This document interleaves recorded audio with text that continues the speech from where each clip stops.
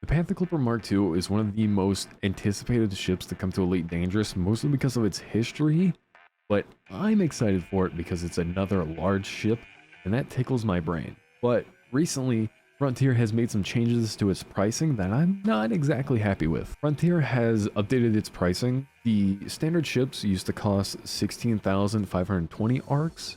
Now they're 19,020 ARX for specifically the Panther Clipper. This rubs me the wrong way because it's such an anticipated ship and it's the only large ship we've ever gotten revealed. It feels like this ship in particular is being price gouged just because it's so popular. And if you buy it for ARX, what if they just lower the ARX price back down for large ships after the Panther Clipper? Or what if we never get another large ship other than the Panther Clipper? There's no actual product being exchanged here. There's no like a larger ship doesn't need to be moved more. It's digital. So there's no reason there should be a price increase other than they really want more money. And I know the Panther Clipper was in development for a long time, but you kind of can't really show that because it looks just smooth on the outside. Like it looks like a normal ship and it doesn't have an internal anything. So where did the time go? Or are we just paying this just because of the name? But on a lighter note, the Panther Clipper does have a large cargo amount. It's going to be carrying about 1,200, and it's also SCO'd.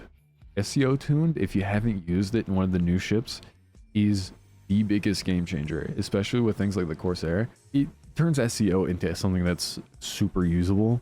The Panther Clipper does come with 4 medium and small hardpoints and 2 large, so it's definitely not going to be a combat ship, but of the freighters, it will be that combat-oriented ship.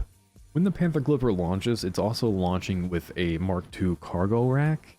The Mark II cargo racks are basically just better cargo racks that will also, I think, be able to go to other ships. So with this update, your ships will be able to carry more cargo in general, even if you don't want to pay for the Panther Clipper, if we can get the cargo Mark II rack. Now, I did talk about how the Panther Clipper was in development for a long time. It used to be known as the Panther Clipper LX, and it was still designed by Jorgen Peterson. It was basically the Type 9, but a little bit smoother.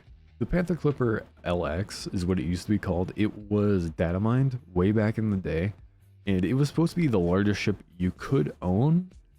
Now, the Mark II is probably going to certainly take that slot because they're talking about how it has a bridge, which to me just looks like the Federal Corvette. It has a bridge and it can hardly fit through the mail slot, which is going to have me concerned for AI flying this thing through the mail slot and getting stuck. The Panther Clipper was originally planned for Horizons, but it was never implemented, even though it was in concept art, which is weird.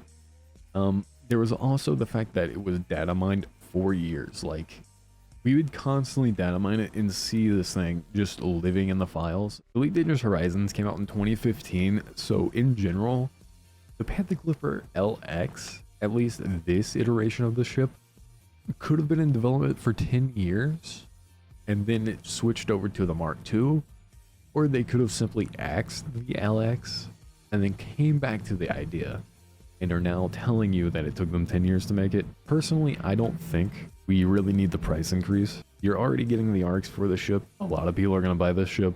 It feels like it's double dipping in a way. But that was all I have to say about the Panther Clipper and its new pricing. It's kind of worrying for the future if this is going to be the only large ship. I hope not, but we will see.